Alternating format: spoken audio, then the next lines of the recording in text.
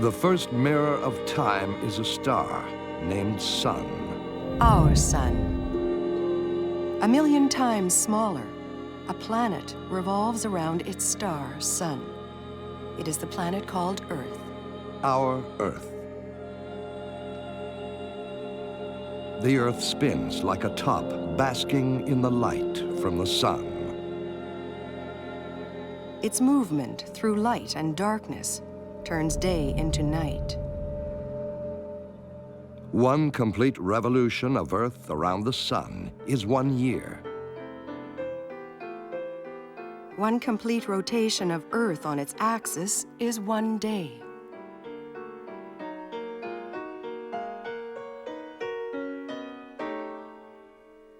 We divide each day into 24 equal parts.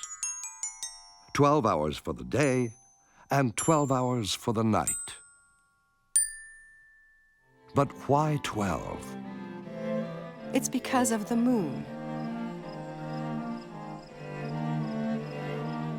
The moon does not produce light. All it does is reflect the sun's light. The waning moon slips into its last quarter, lit by the sun. As the new moon, it is shrouded. 7 more nights to reach the next quarter. Another week, and as it has millions of times for millions of months, the full moon shines once more like a lamp in the night sky.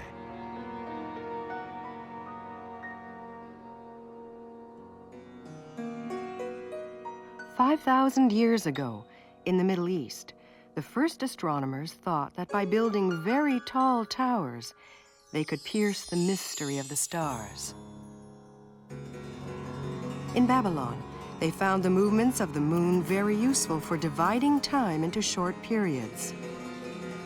By counting the number of days between 2 identical phases of the moon, they noted an average interval of 30 days, and by rounding off the numbers a bit, they identified 12 lunar months in 1 year. 12, like the 12 of our clocks. Modern reminders of the Babylonians who first began to count time. 12 moons multiplied by 30 days equal 360. The perfect shape, the circle divided in 360 degrees. So using the moon, they measured a year of 360 days. However, the more time passed, the more inaccurate their clever calculations proved to be.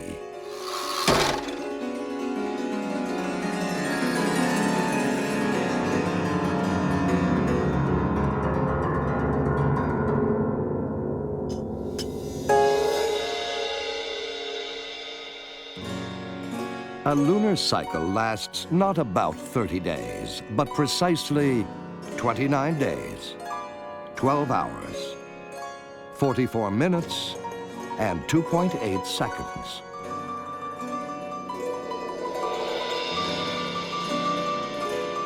No matter how they juggled the numbers of days and months and years, they couldn't make moon time and sun time work together. To set up a calendar, it was essential to choose the right mirror of time, the moon or the sun.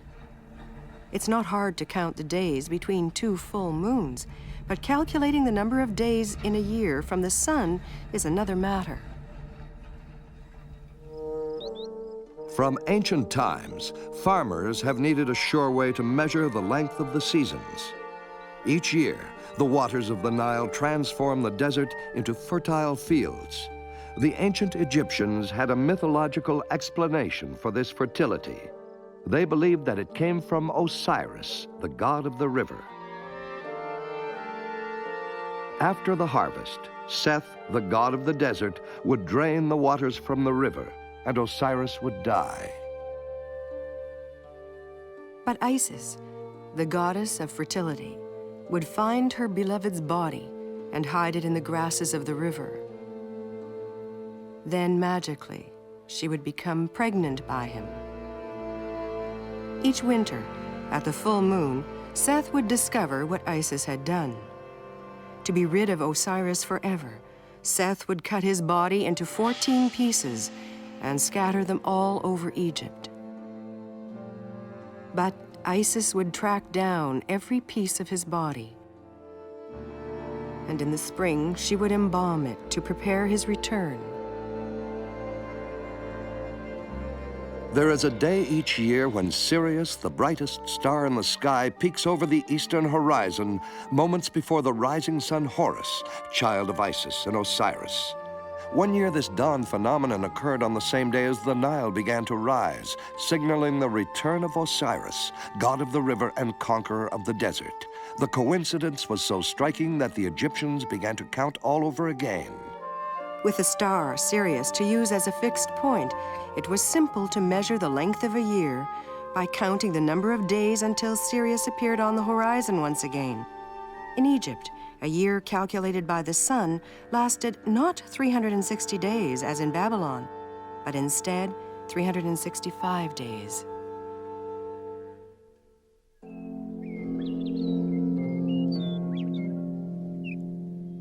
The calendar was now a mirror of the seasons of the sun.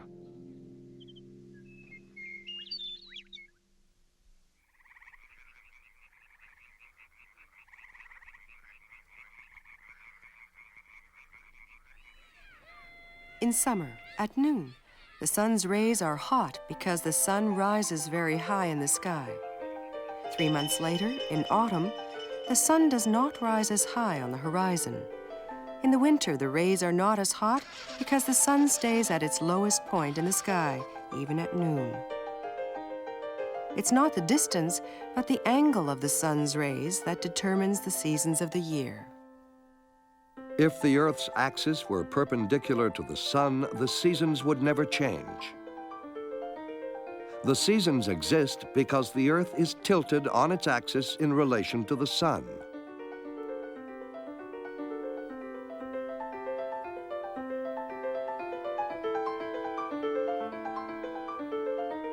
An angle of 23½ degrees.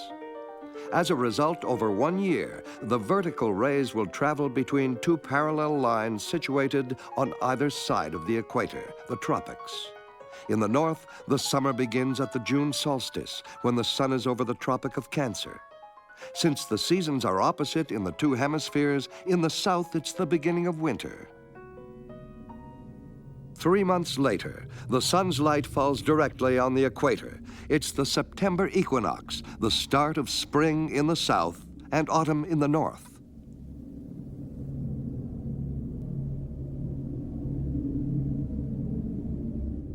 Three months after that, at the Tropic of Capricorn, it's the December solstice, the beginning of summer in the south and winter in the north. The cycle of the seasons continues as the sun's light moves back north, crossing the equator at the March equinox. In another 3 months, the sun's rays will hit the Tropic of Cancer, the first day of summer in the northern hemisphere.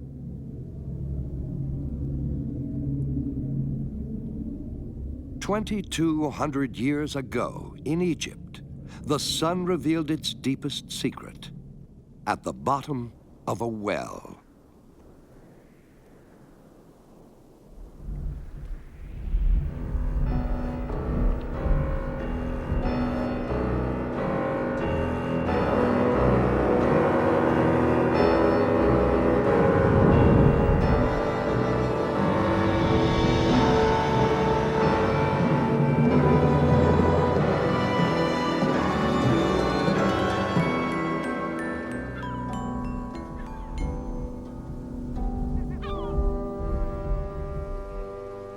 In Alexandria, where the river Nile empties into the Mediterranean, the kings had commanded that all books entering the city be seized and copied.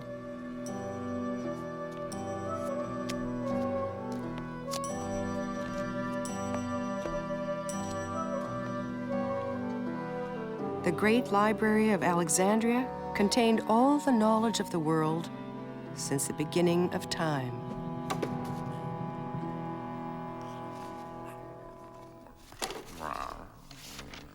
Eratosthenes, a Greek geographer and mathematician, had long sought to show that the world was round. One morning, an assistant brought him a parchment seized on a boat from the village of Syene, far south on the Nile. It said that once a year, precisely at noon on the first day of summer, a shaft of sunlight struck the bottom of the well in Syene.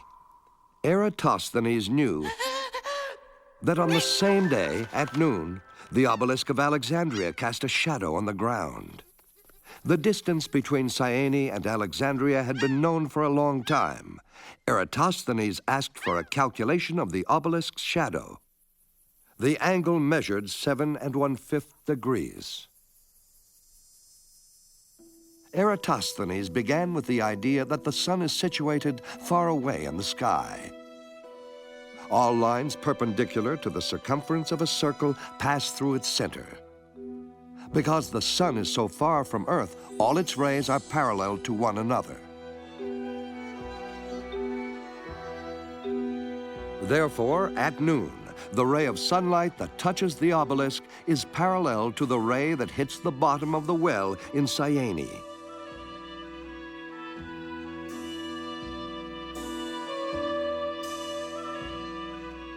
Since two parallel lines which are intersected by another line always make two equal angles, the angle of the obelisk's shadow is equal to the angle between Alexander and Syene, 7 1/5 degrees. 360 divided by 7 1/5 degrees makes 50. So multiplying 50 times the distance between Alexandria and Syene gives you the circumference of the Earth.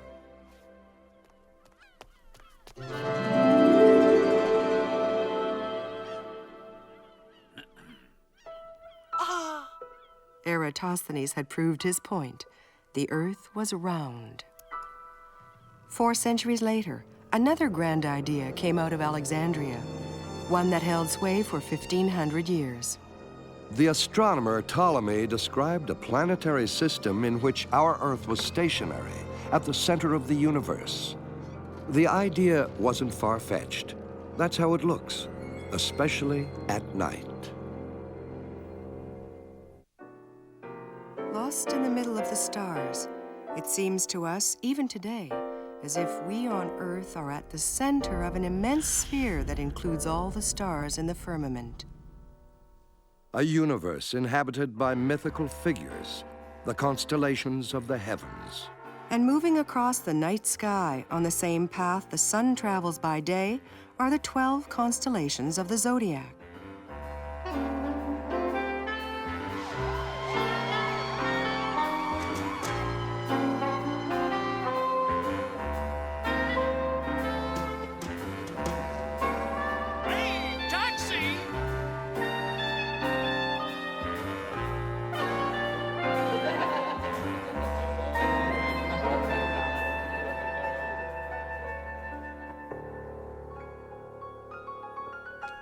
"2,000 years ago, someone was having nightmares because of his old calendar.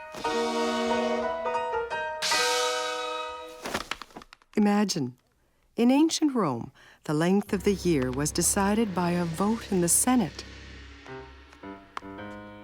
Not surprisingly, Julius Caesar wanted a new, more reliable calendar.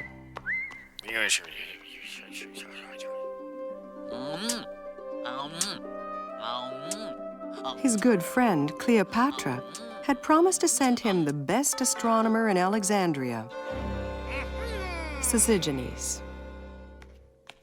For Sosigenes, the solution was simple. The Romans had to go back in time and dust off the old 12-month solar calendar of the Egyptians.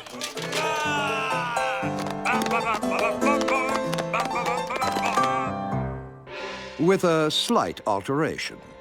By this time, the Egyptians knew that a solar year did not consist of 365 days, but more precisely, 365 days and a quarter. The new calendar was simple. After 3 normal years of 365 days, the lost quarter day was recovered with a leap year of 366 days. Here then was the Julian calendar, the brand new solar calendar of Julius Caesar.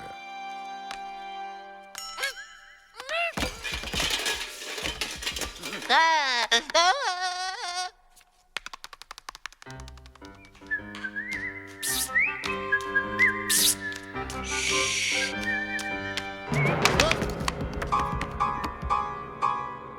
beginning of the year was moved from March to January, named for Janus, the god of beginnings. Next comes February, the shortest month, a time of purification before the spring and the return of March, named for Mars, the patron of Rome. Then comes April, the goddess of love. May, the goddess of growth. And June, the goddess of maternity. Poor Julius didn't live to see July, named in his honor. Augustus, his successor, would take over the next month, August. Then September. The Latin name for the 7th month. October. The 8th. November. The 9th. And December. The 10th. Which kept their original numbers from the old Roman calendar year that began in March.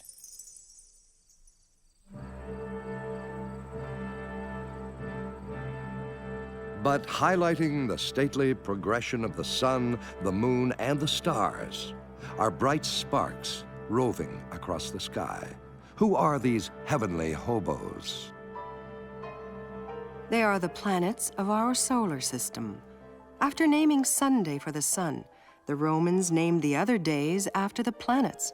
Some of the English names evolved from the Norse counterparts of Roman gods. The planet nearest the sun is Mercury, a god also known as Woden. Woden watches over Wednesday.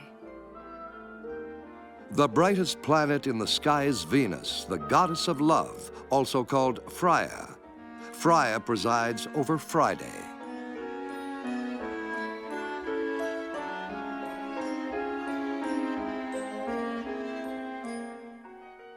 The moon monitors Monday. The blood-red planet Mars, the god of war. His counterpart, Tu. Tu rules Tuesday.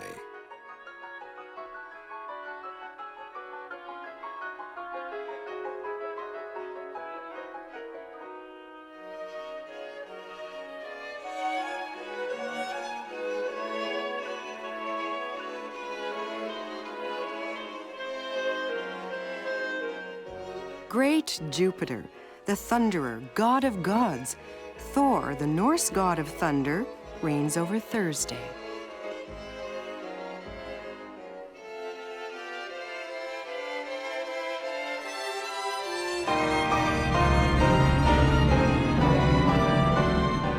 Saturn, the last planet known to the ancients, governs Saturday. Saturn, the god of time. But for the ancients, the Earth was still the center of the universe.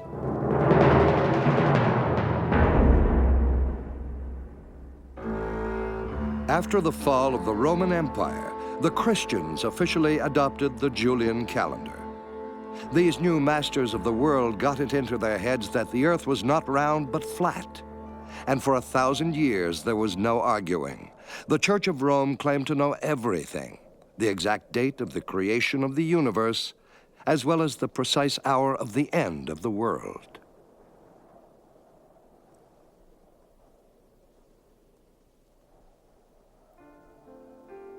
However, other more curious women and men sought to discover the surviving knowledge of Alexandria. These new scholars soon knew that one solar year does not last approximately 365 days and 6 hours, but exactly 365 days, 5 hours, 48 minutes, and 46 seconds.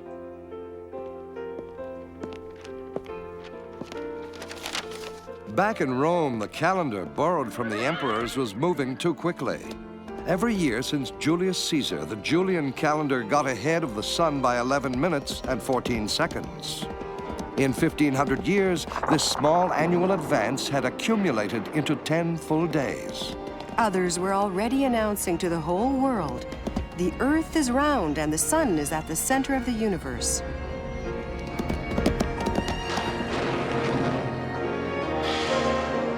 And so, in 1582, 10 days were dropped from the calendar year to resynchronize the Julian calendar with the sun. In Rome, the day after Thursday, October 4th, would fall on Friday, October 15th. And ever since, to avoid the same error, every 100th year is a leap year, only if it can be divided by 400.